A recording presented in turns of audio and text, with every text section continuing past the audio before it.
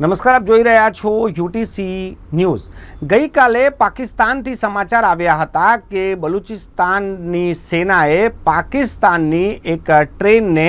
Hijack કરી લીધી હતી અને ત્યારબાદ પાકિસ્તાને આ ટ્રેનને છોડાવી તો લીધી, પરંતુ ઘણા લોકોના મૃત્યુ પણ થયા। આ ઘટના બાદ એક નવી ચર્ચા શરૂ થઈ ગઈ છે કે પાકિસ્તાન પહેલાં અફઘાનિસ્તાનથી લડી રહ્યું હતું, ભારતથી તો તે વર્ષોથી લડતું જ આવ્યું છે અને હવે બલુચિસ્તાનમાં જે રીતે આ હાઈજેક થયું છે ત્યારબાદ પાકિસ્તાનમાં શું ચાલી રહ્યું છે અને તેની અસર ભારતમાં શું હોઈ શકે છે, એના વિશે વધુ વાત કરવા માટે આપણી સાથે મહારાજા સયાજીરાવ યુનિવર્સિટીના પોલિટિકલ સાયન્સના હેડ પ્રોફેસર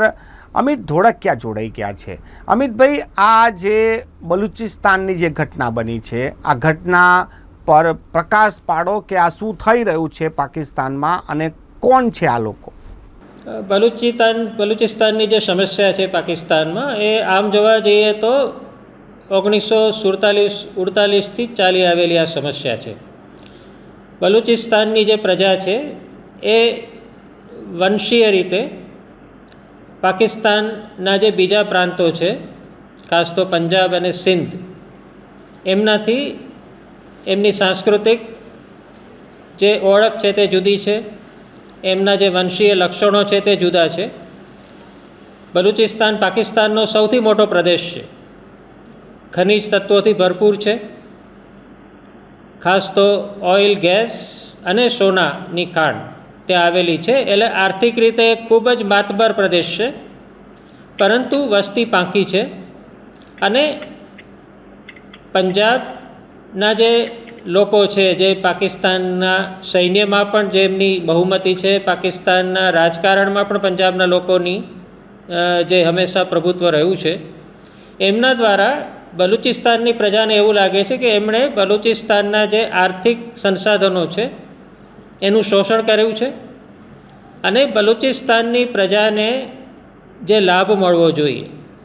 આર્થિક લાભ મળવો જોઈએ અને ખાસ તો રાજકીય રીતે એમના હક્કોનું જે રક્ષણ થવું જોઈએ, રાજકીય રીતે બલુચિસ્તાનની પ્રજાને જે પ્રતિનિધિત્વ મળવું જોઈએ પાકિસ્તાનની રાજકીય પ્રણાલીમાં, તે મળ્યું નથી। આની સાથે એક બીજી પણ વાત જોડાયેલી છે કે જ્યારે સ્વતંત્રતામાં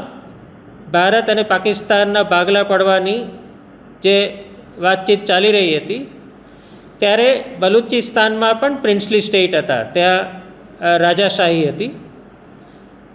ત્યાંના રાજાએ જ્યારે મોહમ્મદ અલી જીન્ના જોડે વાટાઘાટ કરી પાકિસ્તાનમાં જોડાવા માટે, ત્યારે મોહમ્મદ અલી જીન્ના દ્વારા ત્યાંના રાજાઓને કેટલાક ચોક્કસ આશ્વાસનો અને વચનો આપવામાં આવ્યા હતા 1947 અને 48માં,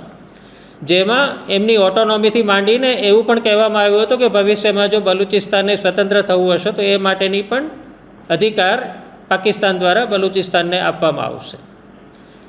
થયું એવું કે સ્વાભાવિક છે કે આ બધા વચનોની પૂર્તિ ના થઈ અને એનાથી ઉલટું એવું થયું કે બલુચિસ્તાનની પ્રજાનું જબરદસ્ત શોષણ કરવામાં આવ્યું, એમના માનવ અધિકારો પણ પાછા લઈ લેવામાં આવ્યા અને પંજાબી પ્રજા દ્વારા ખાસ તો ત્યાં આર્થિક શોષણ, રાજકીય શોષણ કરવામાં આવ્યું, જેને કારણે 1950ના દાયકાથી જ બલુચિસ્તાનમાં અલગ અલગ રીતે પાકિસ્તાનના રાજ્ય વિરુદ્ધ, પાકિસ્તાનની સરકાર વિરુદ્ધ કાર્યવાહી પ્રજા દ્વારા કરવામાં આવી રહી છે અને છેલ્લા 4-5 વર્ષોથી આપણે જોઈએ છીએ કે આ કાર્યવાહી ખૂબ હિંસક બની ગઈ છે। ચીનના જે ત્યાં આર્થિક સંસાધનો છે, ચીનની જે કંપનીઓ છે,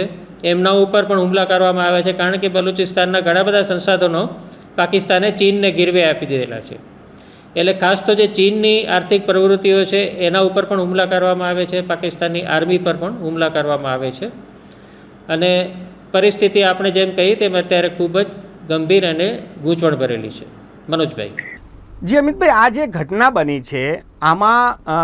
જે કોઈ પણ જ્યારે કોઈ યુદ્ધ થતું હોય ત્યારે કે કોઈ ઘટના આવી થઈ જતી હોય તો ખૂબ જ દુઃખદની બાબત હોય છે, પરંતુ ભારતની આમાં કોઈ ભૂમિકા, ભારતને આનાથી કોઈ લાભ, આની પર કોઈ તમે જણાવી શકો તો? ભારતની આમાં જોવા જઈએ તો સીધી રીતે તો કોઈ સંડોવણી બલુચિસ્તાનના ઇસ્યુમાં નથી। નૈતિક રીતે 2000 ને 16માં જે લાલ કિલ્લા પરથી પ્રધાનમંત્રીએ વક્તવ્ય આપ્યું હતું ત્યારે એમણે બલુચિસ્તાનનો ઉલ્લેખ કર્યો હતો કે ભારત ઈચ્છે છે કે બલુચિસ્તાનના નાગરિકોના અધિકારો જળવાય અને એમને સમાન પ્રતિનિધિત્વ પાકિસ્તાનમાં મળે, જે હું માનું છું કે આપણી વિદેશ નીતિની સાથે એક સુસંગત આપણું વલણ છે. એટલે આપણી ગુપ્તચર સંસ્થાઓ પણ સીધી રીતે બલુચિસ્તાનના ઇસ્યુમાં સંડોવાયેલી નથી, કારણ કે ભારત અને બલુચિસ્તાનની વચ્ચે કોઈ ભૌગોલિક કનેક્ટ નથી. બલુચિસ્તાન પાકિસ્તાનના પશ્ચિમ વિભાગમાં આવેલું છે અને ભારત અને બલુચિસ્તાન વચ્ચે કોઈ જ જાતનો સીધો ભૌગોલિક સંપર્ક પણ નથી, જે બાંગ્લાદેશના કેસમાં હતું એ પ્રકારનું નથી. પરંતુ નૈતિક રીતે જરૂર આપણે આમાં સપોર્ટ આપીએ છીએ અને આપવો પણ જોઈએ, એટલા માટે કે ત્યાંની પ્રજાની સાથે અન્યાય થાય છે. બીજું, ઈરાન અને અફઘાનિસ્તાનના તાલિબાન આ બંને પણ બલુચિસ્તાનના જે બળવાખોરો છે અને ત્યાંના જે અસંતુષ્ટો છે એમને સપોર્ટ આપી રહ્યા છે. ઈરાન ભારતનું મિત્ર છે. હમણાં તાલિબાન સાથે પણ ભારતે અનૌપચારિક વાતચીત કરી છે અને તાલિબાને કહ્યું છે કે કાશ્મીરના સંદર્ભે તાલિબાનની જે ત્યાં સરકાર છે અફઘાનિસ્તાનમાં એ પાકિસ્તાનને સમર્થન નહીં આપે.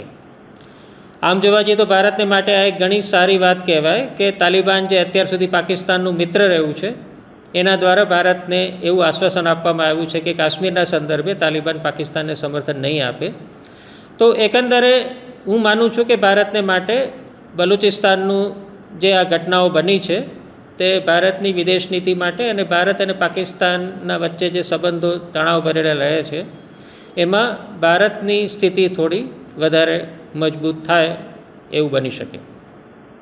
જી સાહેબ, ખૂબ ખૂબ આભાર. અમારી સાથે ચર્ચા કરવા માટે આ હતા અમિતભાઈ ધોળકિયા, જેઓ મહારાજા સયાજીરાવ યુનિવર્સિટીના પોલિટિકલ સાયન્સના હેડ છે અને તેઓ બલુચિસ્તાન પાકિસ્તાનમાં જે ચાલી રહ્યું છે તેની સાથે